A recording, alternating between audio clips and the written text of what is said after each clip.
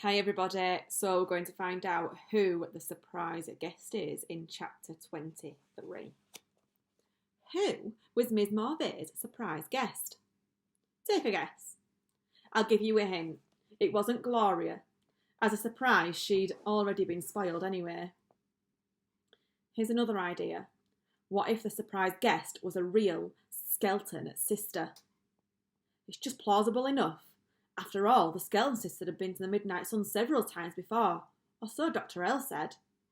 The complications that ensued would no doubt be very entertaining. I can just imagine it now.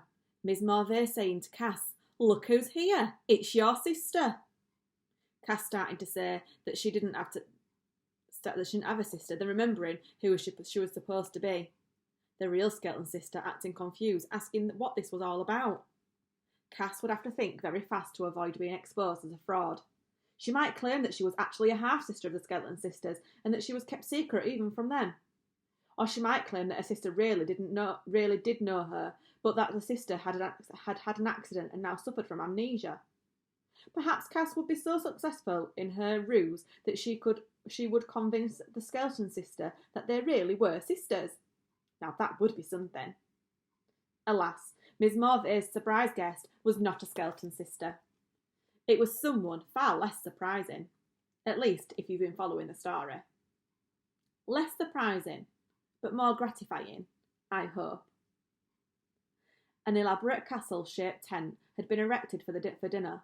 It held 3 rooms altogether, and not until Cass followed Ms. Marvey all the way into the third did she see the spiky-haired boy sitting on a cushion in the corner. Yes, you were right. The surprise guest was none other than Max Ernest. And Cass, for one, felt extremely grateful when she saw him. No longer angry at him, she was aware only of how lonely and scared she'd been since their partnership had ended. Had Miss Marvey not been standing nearby, Cass might have run and thrown her arms around her long-lost friend. Well, knowing Cass, she wouldn't throw her arms around Max Ernest under any circumstances, but that was sort of how she felt. As it was, she was afraid even to say hello. She didn't want Miss Marvey to know she recognised him. Max Ernest also was uncharacteristically silent. As Cass settled into the cushion next to his, he gave her one of those quick, intentionally fake smiles that look like they're made by fingers pulling on the sides of your mouth. He seemed nervous, but that was only to be expected, thought Cass. What was he doing anyway? How did he get in? Suddenly, Cass felt panic rising in her stomach like sickness. Surprised, Miss Skelton? Or should I say, Cassandra? Asked Miss Marvey. Who's Cassandra? She stammered. Oh, don't be silly. Do you think we were so easily fooled? Miss Marvey said cheerfully. I know I should have said something when you called, but I didn't want to scare you off. I'm afraid we got off on the wrong foot the first time we met. Please, will you let me make it up to you now? Cass forced herself to nod. She could hardly sit up straight. She was so dizzy. Miss Marvey smiled in delight, if you could call it a smile. Her face barely moved, but she showed a little more of her 2 front teeth. Thank you for giving me a second chance. I so want us to be friends. Cass tried to smile back, but she couldn't. She was wondering whether she was going to puke. Good. Now I'm going to find the others, said Miss Marvey. I'm sure you two have a lot of catching up to do. She placed her hand on Max Ernest's head and ruffled his hair. Have you ever seen such a handsome young man? She asked. Then she leaned over and kissed Max Ernest on the forehead. I'll be back in a second, darling, I promise. She walked away, leaving a lipstick mark on his face and a look of total shock on Cass's. Before Cass could absorb the full awfulness of what she just witnessed, Max Ernest started speaking in a rush. She'd never seen him so wound up. Don't worry, she's not my girlfriend or anything. That's just the way she is, all kissy and stuff. It's kind of embarrassing, but she's really nice once you get to know her. Seriously, I know you're going to like her. She's even nicer than Amber.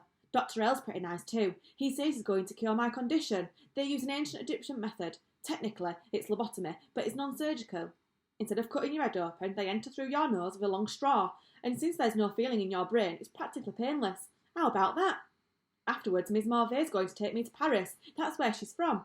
I'm sure you could come too if I ask her. She'll do anything I want. What do you think? Do you want to go to Paris? Cass stared at him, not blinking. She thought perhaps she'd been drugged and she was having an hallucination. That would explain the nausea. Max Ernest looked at her expectantly. Well, aren't you going to say anything? Did they hypnotise you? Is that why you're acting like this? Cass asked, finally realising she was, alas, perfectly clear-headed. Because I hope so, for your sake. What do you mean? Acting like what? Never mind, Cass sighed. How did you get here? I made a reservation, just like you. You made a reservation? Cass repeated. And they just let you come? What did you tell them? Max Ernest squirmed in his seat. Well, nothing really, just... A horrible thought struck Cass. Did you tell them you had the notebook? I still have it. I haven't even given it to them yet, said Max Ernest defensively. But it doesn't matter anyway. They're not how you think they're... It doesn't matter. Have you totally forgotten about Pietro and Luciano, about Benjamin? Come on, Cass, I know what you think, but think about it. Have they done anything bad to you? I mean, since you've been here? Well, no, not yet, but... And they knew who you were all along, right? Yeah, I guess. See, how about that? They're not evil then. After all, you know, it's okay to be wrong sometimes. Everybody is, even me. Cass shook her head. Now I know you were hypnotised. Before the matter could be resolved one way or the other, Gloria sailed into the tent, her round face beaming. Notice I didn't say she wouldn't be at dinner. Just that she wasn't the surprise guest. Cass,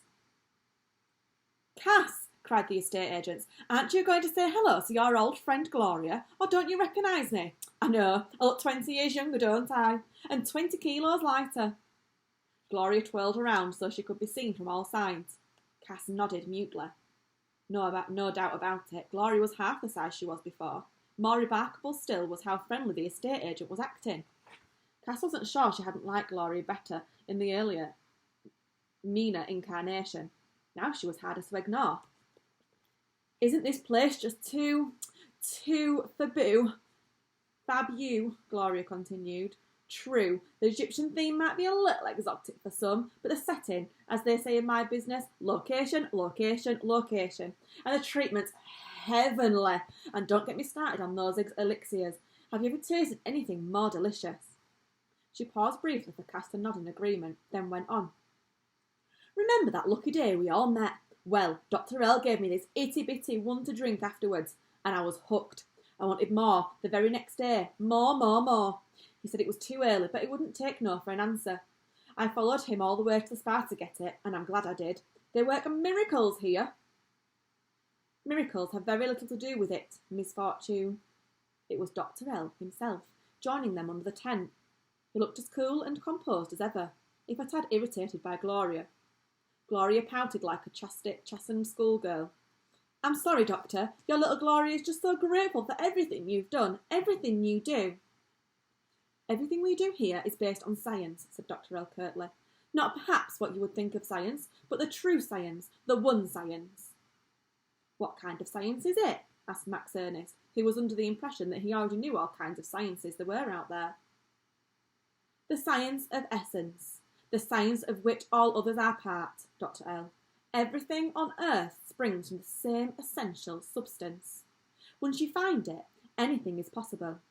Turning lead to gold, old to young, even turning frumpy estate agents into beautiful women.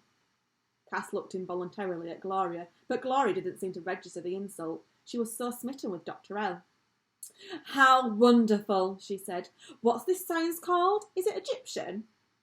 Miss Morvay, who had just re-entered the tent, cleared her throat. I believe our dinner is here, she said. And the next chapter is called Dinner.